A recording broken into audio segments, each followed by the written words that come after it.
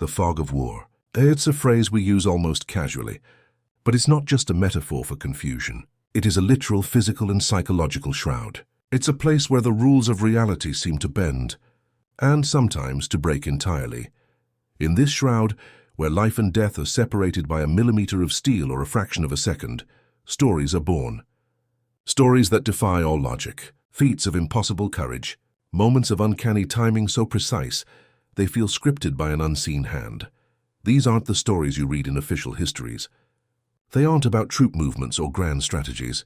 These are the legends whispered in hushed tones, in foxholes and field hospitals, passed down from one generation of warriors to the next. And the men who tell them, the ones who were there, they swear every word is true. For as long as humanity has waged war, we have sought meaning in its senselessness and found miracles in its madness. The battlefield is the ultimate crucible. It's an environment of such extreme pressure, such profound terror, that it fundamentally alters human perception. When life hangs by a thread for months, or even years, the human mind searches for patterns, for providence, for anything that suggests there is more than just chaos. It's in this crucible that extraordinary narratives are forged. Stories of the unkillable soldier, the phantom regiment, the divine intervention. Tonight we are not here to debunk these stories. We are here to explore them, to understand why they are told and why they persist. We will journey into the deepest, strangest shadows of military history, to uncover the legends that haunt the battlefields of our past. Were they mass hallucinations, born of trauma and exhaustion? Were they simple exaggerations, morale boosters that spun out of control? Or were they glimpses into a reality far stranger and more terrifying than we dare to imagine? Prepare to question everything. Our journey begins with a man who wasn't just a legend. He was a living, breathing paradox. A man who seemed to laugh in the face of death, and who death in return seemed to find perpetually amusing, but never final. His name was Sir Adrian Carton de Wiart, and his life story reads less like a historical biography and more like a mythical epic, scribbled down by a writer who thought realism was boring.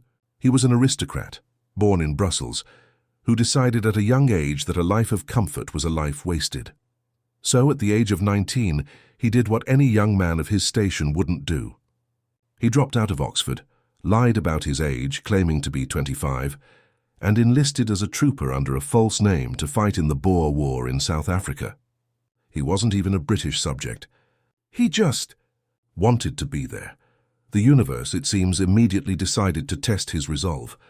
Within weeks of arriving, he was shot in the stomach and the groin and was wounded so severely he was sent home to England. For any normal person, this would be the end of a brief, foolish adventure. For de Wiart, it was the prologue.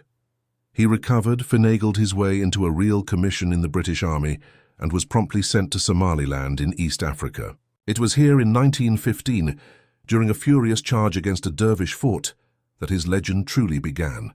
He was leading his men on foot, storming the enemy defenses, when a bullet struck him in the face. It tore through his left eye, shattering the socket, and exited through the back of his skull. He didn't fall. He didn't stop.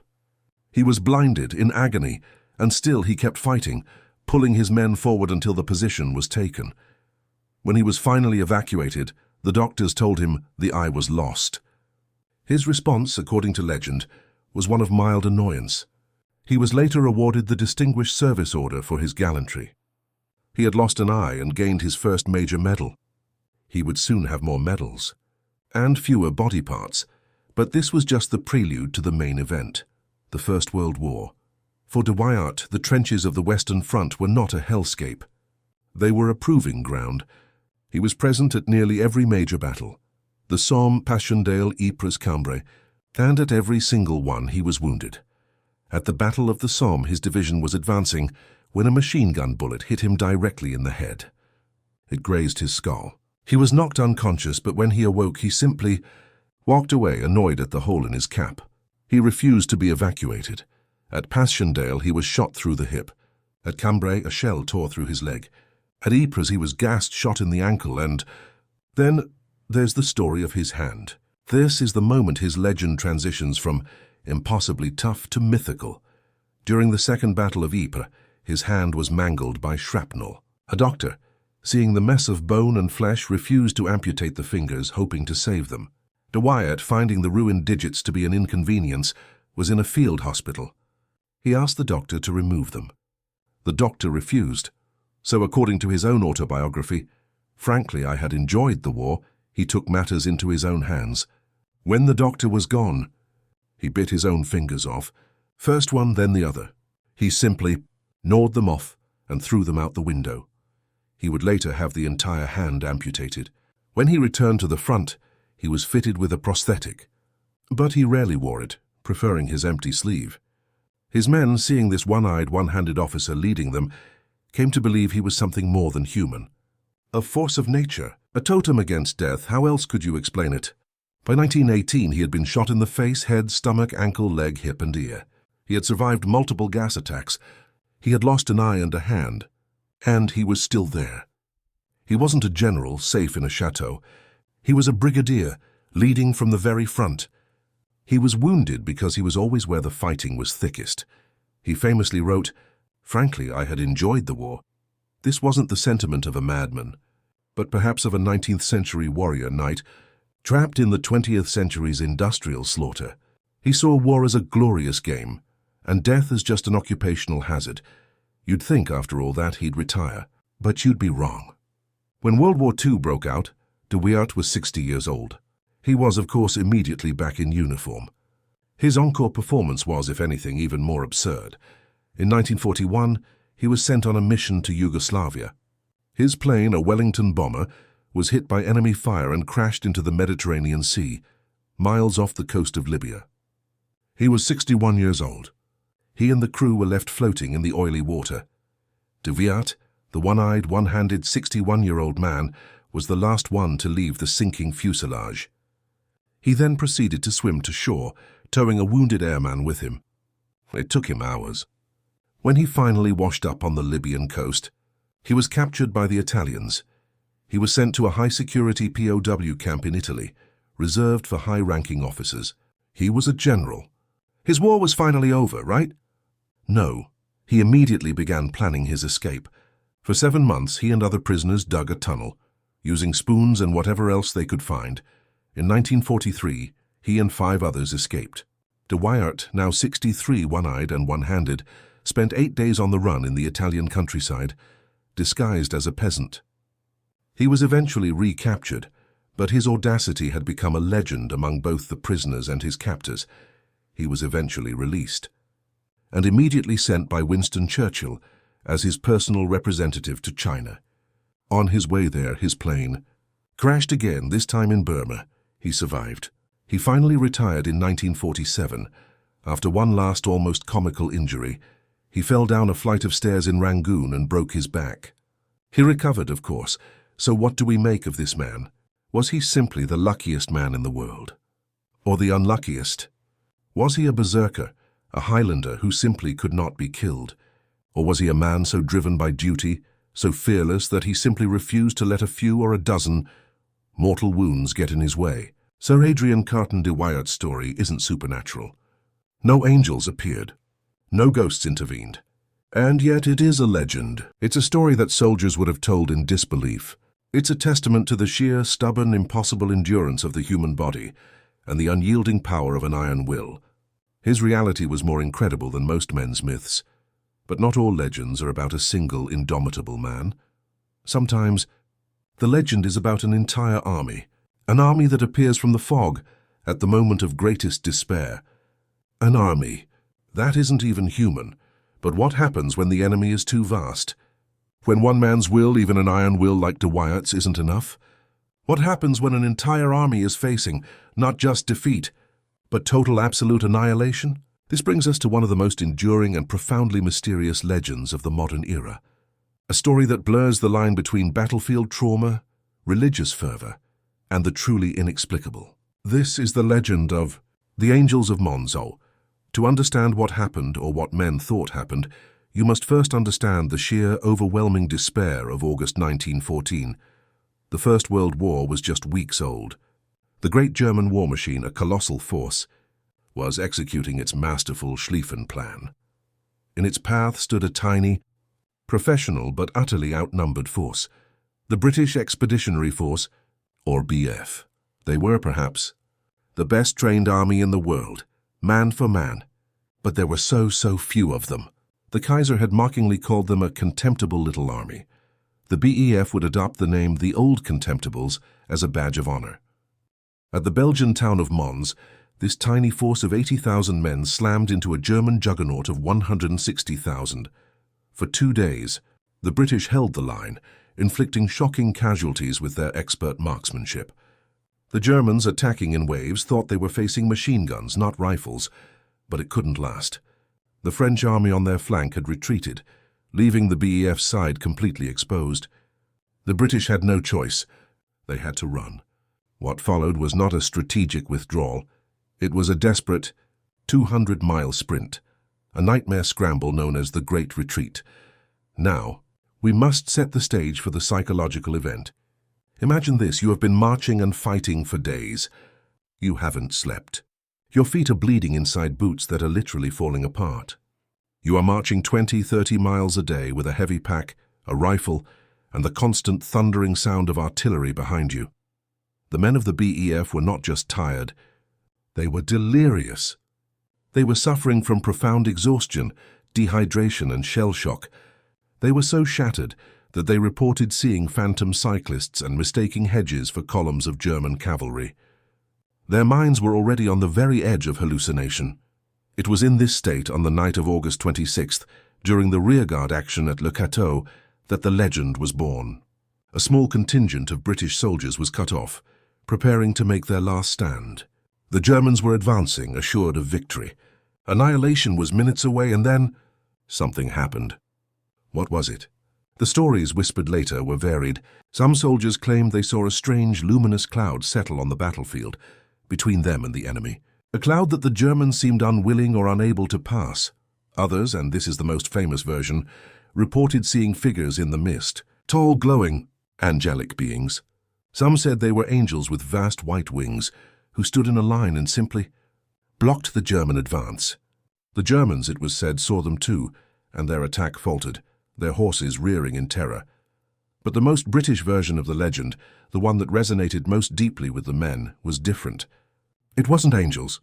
It was archers, spectral bowmen in medieval armor. The ghosts of Agincourt, led by St. George himself, who rose from the soil of France to defend their descendants. According to these accounts, the phantom archers drew their bows and a cloud of arrows fell upon the advancing Germans, who had no answer to this ancient supernatural artillery. The next day, when the battlefield was examined, German corpses were said to be found, but with no bullet wounds. Only strange small marks, as if, from an arrow, the British rearguard, under the cover of this, whatever it was, slipped away. The BEF was saved and would live to fight another day, eventually forming the backbone of the thin red line that would stop the Germans at the Marne. But the story was just beginning. The legend of the Angels of Mons exploded back in Britain. It was a sensation.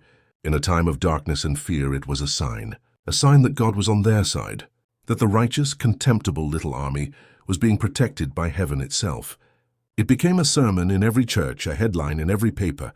Now, here is where the legend becomes a mystery of psychology. Where did this story actually come from? Decades of research have pointed to one very specific source, a Welsh author named Arthur Machen. On September 29, 1914, just over a month after the battle, Machen published a short story in a London newspaper. It was titled The Bowman. In it, he wrote a fictional account of spectral archers from the Battle of Agincourt, led by St. George, appearing at Mons to save the retreating British nation. A mystic and a writer of supernatural fiction. Intended it as a piece of morale-boosting fantasy. A parable. He was stunned when, within weeks, his fiction was being reported as fact. Parish magazines and then national newspapers picked it up, stripped away the fictional context and presented it as a true account from the front. The story had hit a nerve. The public wanted to believe. They needed to believe. Machen himself tried to set the record straight, writing letters to his editors, stating flatly, "This story is a work of fiction. I invented it, but it was too late. The legend was too powerful. His denials were seen as a cover-up." People accused him of lying to hide the truth for security reasons. The legend had become more real than the man who wrote it. This is the classic rational explanation for the Angels of Mons. A short story, mistaken for a news report, amplified by a public desperate for a miracle. Case closed, right? A simple, fascinating case of mass hysteria and journalistic error. But here is where the fog rolls back in. The story does not end with Arthur Machen. In the years after the war, veterans of the Mons retreat, men who had been there in the mud and the blood, came forward. They swore on their lives that they had seen something. They insisted they had never read Machen's story. They insisted that what they saw was real. Listen to this account from one veteran recorded years later. "We were all dead beat, and we saw something. It wasn't men. They were tall, bright. They seemed to just appear, and the Germans stopped. I don't care what anyone says. I was there. I saw it. So what did they see? What did these exhausted, delirious men who had never heard of Arthur Machen actually experience?" The field of psychology gives us a possible and no less fascinating answer. They may have experienced a collective hallucination. Under conditions of extreme trauma, starvation, and exhaustion, the human brain can be tricked. It can project its own deepest hopes and fears onto the world. A bank of mist lit by a flare, the brain, desperate for a savior, sees an angel, the sudden, inexplicable stop of an enemy advance. The mind, steeped in national folklore, sees St. George and his archers. This isn't a dismissal. It's a testament to the profound power of the human psyche. The legend of the Angels of Mons may not be a story of supernatural intervention, but a story of psychological survival. The vision gave the men the belief they needed to keep going, to take those last few steps, to get off the wall and into the darkness. But there is one last, lingering question. The Germans. The legend insists they stopped because they saw it too. German accounts of the battle are predictably more pragmatic. They speak of unexpectedly stiff resistance from the British rearguard, of lines becoming overextended, of confusion in the dark. But even here, the fog is thick. In all the chaos, in all the terror, is it impossible that both sides, staring at each other across a dark, misty field, saw something that made both of them pause, if only for a moment? The Angels of Mons endures, not because it's been proven true, but because it feels true. It's a legend that encapsulates the sheer terror of industrial warfare and the desperate human need to believe that even in the heart of that hell, there is something bigger. A higher power, an ancient protector, or at the very least, a guardian angel born from the synaptic firing of a brain that simply refuses to die. We've seen a legend of the body, the unkillable man, and a legend of the soul, the phantom army. But some battlefield legends are not about defiance or divinity. They are colder, more precise. They are about mathematics, about coincidences so perfect, so chillingly exact they feel less like chance, and more like a carefully orchestrated descript, music. The ethereal choirs of Part 2 fade, replaced by the sharp, clear, cold tick, tick, tick of a clock. Underneath, a low, ominous, almost gothic organ note holds. We have seen a legend of the body, the man who could not be killed, and a legend of the soul, the army that was not there. But some battlefield legends are not about human will or divine intervention. They are colder, more precise. They are about mathematics, about probability, about coincidences so perfect, so chillingly exact they make the hair on your neck stand up. These are the moments that feel less like chance, and more like a carefully orchestrated script, written by an unseen and uncaring hand. This is the legend of the glitch in the matrix, the terrifying sense that you are exactly where you are supposed to be, even if it's the place you are meant to die. Our first story isn't from a foxhole, but from a parade route. It is perhaps the single most consequential coincidence in all of human history. The event, of course, is the assassination of Archduke Franz Ferdinand. We all know the basics. The Archduke and his wife, Sophie, are shot in their car by a young Serbian nationalist named Gavrilo Princip. The event triggers a domino fall of alliances, and within a month the world is at war. The Great War, but the legend, the truth, is in the details. What you may not know is that the assassination was, by all accounts, a failure. The plot was a chaotic mess, run by a group of 6 young, tuberculosis-riddled, and hopelessly amateur conspirators. The Archduke's motorcade began its route.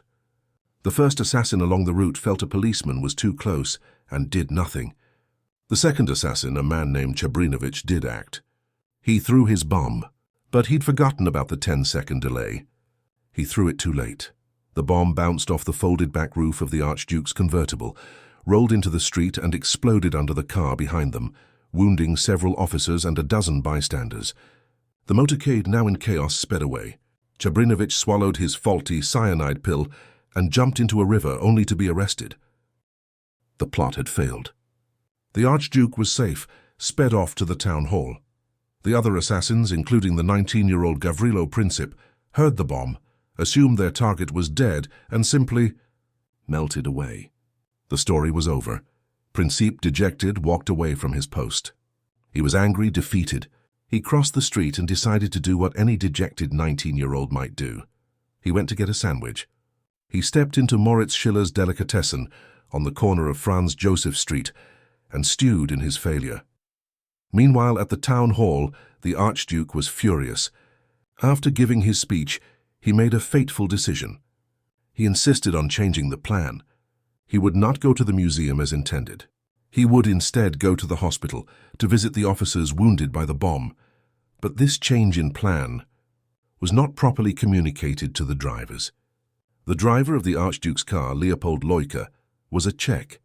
He was in an unfamiliar city in a car with no reverse gear following the lead car.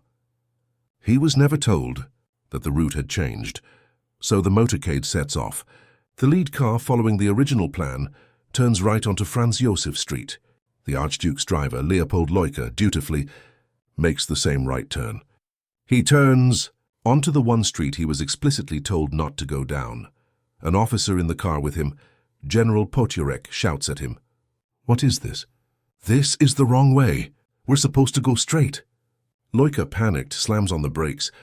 The car, a large Gräfenstift limousine, stalls. It lurches to a halt, its engine dead. And where precisely did this 6-seater limousine stall? It stalled, not 5 feet from the curb, directly in front of Moritz Schiller's delicatessen, directly in front of Gavrilo Princip, who was just now stepping back out onto the sidewalk, sandwich in hand. Think about this. The chances, the probability. The entire First World War, a conflict that would kill 20 million people, was not started by a grand design. It was started because a 19-year-old boy, having failed his mission, decided to get a sandwich at the exact same corner where his target's driver would accidentally stall his car. Moments later, Princip drew his pistol. He stepped forward. He fired 2 shots, one for the Archduke, one for his wife. The hand of fate, or the dumbest luck in the universe, had just set the world on fire. But the legend of Sarajevo doesn't even end there. The soldiers who went to war, the men who had to fight because of that day, they found their own chilling postscript, a story they would whisper in the trenches. They looked for patterns, and they found one: the license plate. The plate on Archduke Franz Ferdinand's car that day. According to the legend, the number on that plate was a 3118. Think about that. 318. To the men stuck in the trenches for 4 long, agonizing years, that number became a prophecy. Because what was the end date of the war? When was the armistice signed? The 11th hour of the 11th day of the 11th month, 1918, pronounced 11-11-18. 318. The number plate wasn't just a number. It was the date of the war's end. The entire bloody 20 million death conflict was bookended by this single chilling numerical coincidence. Now, is this true? The number plate was a 3118. The armistice was signed on 11-11-18. The connection is real. Is it a coincidence? Of course, it must be. The human brain is a pattern-seeking machine. We need to find meaning in chaos. We need to believe the slaughter wasn't just random. But to a soldier huddled in a trench, freezing and looking for any sign that the universe wasn't just a blind, idiotic machine, that legend, that pattern, was a powerful and terrifying piece of folklore. It was proof that they were all actors in a play, and the script had been written from the very beginning. Sometimes the hand of fate isn't writing history for millions. Amidst writing a private, cruel story for just two. It's a legend told in almost every war, in every language. The legend of the enemy brothers. The story, as soldiers tell it, goes like this.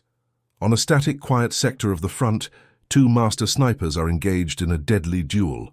For days they stalk each other. A bullet that misses by an inch. A decoy helmet with a clean hole through it. Each man develops a deep professional respect for the other. Finally, one man gets the upper hand.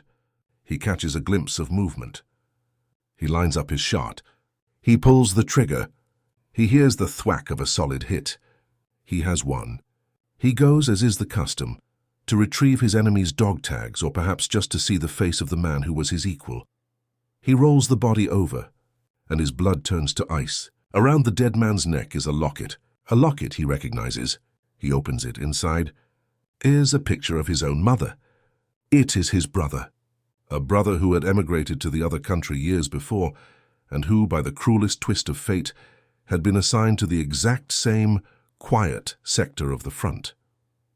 Is this story true? It's almost certainly not. It's a legend, a foxhole myth, but why is it told? Because it represents the ultimate horror of war, that the lines drawn on a map can turn brother against brother, and that the enemy is not a monster, but just you in a different uniform. But if that story is a myth, this one is not. It is the story of the coincidence that perhaps should have changed the world, but didn't. September 28, 1918, Marcoing, France. The war is just weeks from its end, though no one knows it. A young British soldier, Private Henry Tanday, is on the front line. Tanday, a true hero who would later win the Victoria Cross, is in a firefight. He sees a wounded German soldier attempting to flee. The German is in his sights. He's a clear shot. Tanday raises his rifle. The German soldier, wounded and unarmed, doesn't even try to run. He simply stops and looks at Tanday. Resigned to his fate, Tanday lowered his rifle. He was, as he said later, not in the mood to shoot wounded men. He nodded at the German. The German soldier nodded back, a look of profound, shocked gratitude, and then limped away into the mist. A simple human moment in a sea of slaughter. That should be the end of the story. But it's not. 20 years later, in 1938, Henry Tanday, now a civilian, received a phone call from Prime Minister Neville Chamberlain. Chamberlain had just returned from Munich after securing peace for our time with the German Chancellor. The Chancellor, Adolf Hitler, had specifically asked Chamberlain about a Private Henry Tanday. Hitler had a painting in his office, a painting of the Battle of Marcoing. He pointed to a figure in the painting, a man who looked like Tanday.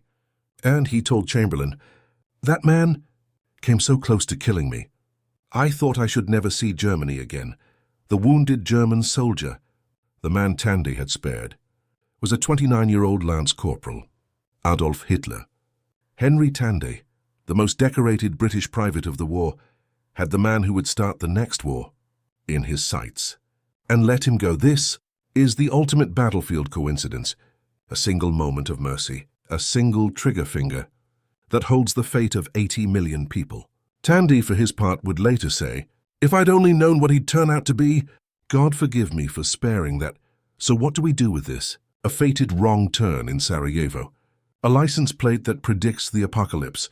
A single moment of mercy that dooms the world. These are not legends of ghosts or angels. They are legends of design. They are stories that terrify us because they suggest we are not in control, that our lives, our deaths, our wars are just the turning of a great cosmic and utterly indifferent machine. But what if the machine can be broken? What if a group of men, through sheer stubborn human will, can defy the script, can stand against the entire overwhelming logical machine, and refuse to break? What if the true legend is the legend of human defiance? But what if the machine can be broken? What if the script of fate, probability, and overwhelming force can be defied? What if a group of men, through sheer stubborn, unadulterated human will, can stand against the entire logical machine and simply refuse to break? This is the legend, not of the unkillable man, but of the unkillable battalion, the Meuse-Argonne offensive, the final bloody gargantuan push of World War I. American forces, fresh and eager, were tasked with shattering the last great German defensive line. The terrain was a nightmare, a dense ancient forest fortified for 4 years with concrete bunkers, overlapping machine gun nests, and endless barbed wire. Among them was the 77th Liberty Division, a unit made up mostly of men from New York City. They were not hardened soldiers, they were draftees. Clerks, factory workers, immigrants from Italy, Ireland, and Poland. They were commanded by a man who was, if anything, less of a warrior, Major Charles Whittlesey. Whittlesey was an intellectual, a socialist, a quiet, introspective man who hated war. But he had one unshakable belief: you followed your orders, no matter what. On October 2nd, 1918, his orders were simple: advance. Advance into the Charlevoix ravine, and do not, under any circumstances, retreat. So he did. His battalion of roughly 550 men, along with a few other units, pushed forward. They followed a creeping artillery barrage, moving fast. They punched a hole straight through the German line, crossing into what they thought was clear territory. They had done the impossible. They had achieved their objective. But there was a problem, a terrible, fatal problem. The American units on their left had been stopped cold. The French unit on their right had also stalled. Whittlesey and his men hadn't broken through the line. They had simply run into a bag. And behind them, the German army, realizing the breach, simply closed the bag. On the evening of October 2nd, Whittlesey's 554 men found themselves alone, deep behind enemy lines, surrounded on all sides by elite German stormtroopers who held the high ground, the cliffs of the ravine, above them. They were in every military sense already dead. The siege began. The Germans attacked relentlessly. They came with machine guns, mortars, grenades, and flamethrowers. The Liberty men, the clerks and lawyers, held their tiny pocket, a 300-yard stretch of mud. With rifles and a handful of machine guns, they had no food. They had no medical supplies. They had almost no ammunition. The only water was from a small stream at the bottom of the ravine, a stream that German snipers had perfectly, cruelly zeroed in on. To get a drink of water was suicide, and then the unthinkable. On day 3, help arrived. American artillery. The men heard the beautiful shrieking sound of their own guns. They cheered. For a second, the shells were landing directly on them. Their own army, unaware of their exact location, was trying to soften the German line for a rescue. In doing so, they were annihilating their own men. This was the ultimate low, betrayed by physics in Part 3. Now betrayed by their own friends. This was the machine of war at its most idiotic and cruel. Whittlesey was desperate. They had no radio. Their runners were all killed instantly. Their only hope was the carrier pigeons. They released one. It was shot down. They released another, shot down. They were down to their last bird, a blue-checkered pigeon named Cher Ami. A message was written, a desperate plea. We are along the road. Our artillery is dropping a barrage directly on us. For God's sake, stop it. The bird was released. It circled, confused in the smoke. Then it was hit. The men watched, horrified, as it crumpled and fell back to earth. But then, the bird, with a shattered breastbone and one eye gone, recovered. It flapped, struggling with its one good wing, and it started to climb. It climbed above the smoke, above the bullets, and it flew. It flew 25 miles in 25 minutes, arriving at headquarters a bloody, broken mess. But with the message, the shelling stopped. The siege continued. The Germans, in a strange sign of respect, sent a captured American prisoner forward with a white flag. The note from the German commander was polite. It said, "Sir, you are surrounded. Your situation is hopeless. We ask for your honorable surrender." Whittlesey, the quiet lawyer, read the note, and, according to legend, just laughed. He gave no official reply. But the men in the foxholes, they knew the reply. The legend says he just bellowed into the darkness, "Go to hell." The machine had asked for his surrender. He refused. For 6 days they held. On the 7th day, the American army, guided by Cher Ami's message, finally broke through and relieved them. Of the 554 men who had walked into that ravine, only 194 were able to walk out. They were skeletal, shell-shocked, wounded, but they had not retreated. They had not surrendered. The lost battalion is not a legend of the supernatural. It is a legend of the natural. It is a story soldiers need to tell. It is the perfect antidote to the cold, cruel machine of fate. It's a story that proves that sometimes a single stubborn human heart, a lawyer from New York, can stand against the entire logical, grinding universe and win. We have seen the legend of the body, the soul, the machine, and the will. But there is one last and perhaps strangest category of legend. The legend that is not yours, is not theirs. It's ours, a story told not by one side but by all sides, a shared shadow, born from the battlefield itself. Across the Western Front, from the Belgian coast to the Swiss border, a story was told. The British told it. The French told it. And the Germans told it. The details were almost identical. It was the legend of the trench ghost. The British called him the Phantom of the Somme, a tall, gaunt figure seen walking slowly, deliberately, across no man's land during a firefight. Bullets, they swore, passed right through him. He never flinched. He just walked as if inspecting the carnage. The French told stories of a spectre of Verdun, a soldier in an old-fashioned 19th century uniform, seen standing on the ramparts of a ruined fort, pointing as if warning them of an impending German attack. And the Germans had a name for him, der weiße Soldat, the white soldier, or der Kamerad aus dem Jenseits, the comrade from the beyond. They too saw a tall, pale figure, walking the line, sometimes even appearing inside their own trenches, just standing in the shadows, watching before fading away. What is this? What were they all seeing? The rational explanation is the battlefield itself. 1 million men had died. Their bodies often were not recovered. They were in the mud. They were the battlefield. The entire Western Front was a graveyard. Add to that shell shock, profound, unending exhaustion, the constant flickering, unearthly light of star shells and flares, which turns mist and fog into a canvas of shifting, terrifying shapes. The human brain, a pattern-seeking machine, will create a human figure from the shadow and the mist. It must, but that isn't the legend. The legend is not that one traumatized man saw a ghost. The legend is that everyone saw him, that enemies, men who were trained to see each other as subhuman, as Huns or Tommies, looked into the same void and saw the same sad, shared ghost. The trench ghost is the ultimate battlefield legend. It is the personification of the war's trauma. It is the collective, suffering soul of the battlefield given form. It's a story that proves in the most chilling way possible that despite the uniforms, the flags, and the propaganda, the human experience of this hell was universal. They were in the end all being haunted by the same thing, the fog of war. We are back where we began. It strips away our certainties, our logic, our very sense of reality. But we've seen tonight that in that void, something else emerges. Not just horror, but wonder. Not just despair, but defiant hope. The legends we've explored, they are not just stories. They are the collective psyche of humanity, grappling with the ultimate extremity. They are the tools we build in real time to survive the incomprehensible.